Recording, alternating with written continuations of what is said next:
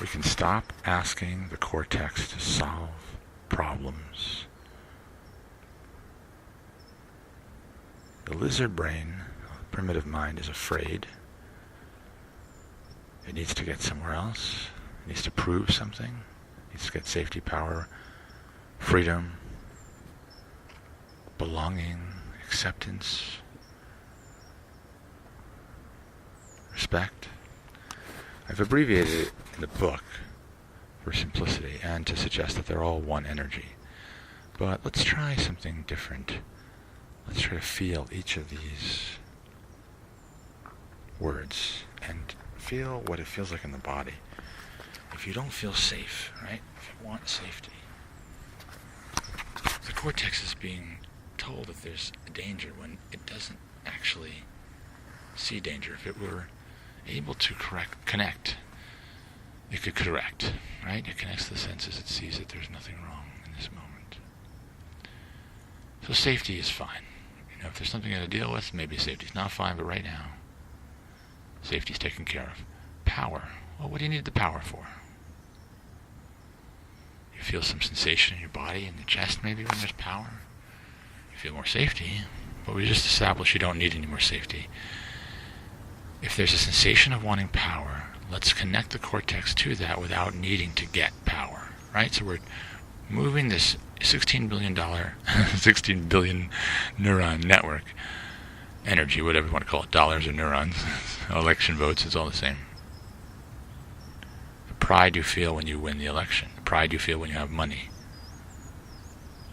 the pride that perhaps the neurons are being sent from the primitive mind, and then it becomes really important. We don't need power. We already have the electrical power needed to run the system, the neurons, the bank system, the voting booths, right? They're powered now. I may fear that they're going to power us in the wrong direction. The wrong candidate gets elected.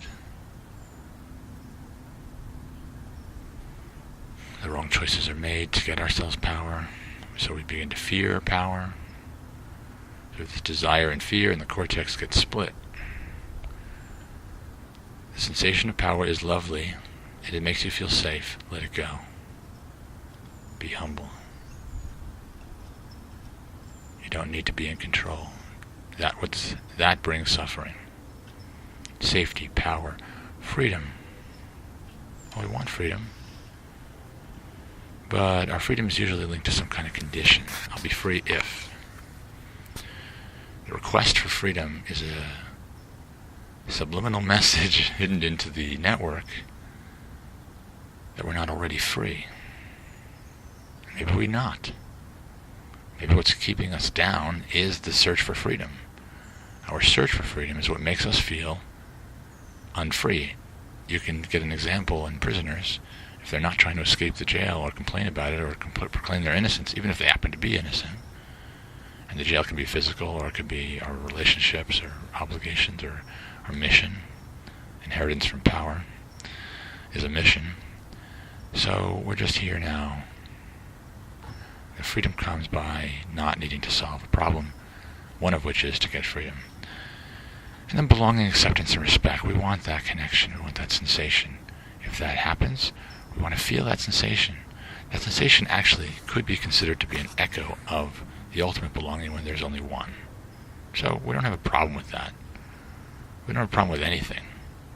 Anything that says there is a problem, particularly around belonging, acceptance, and respect. We want to feel that. That's the mind. It's the primitive brain. It needs our love. It's requesting love in the form of belonging, acceptance, and respect from others, or from some event, or from some idea or concept.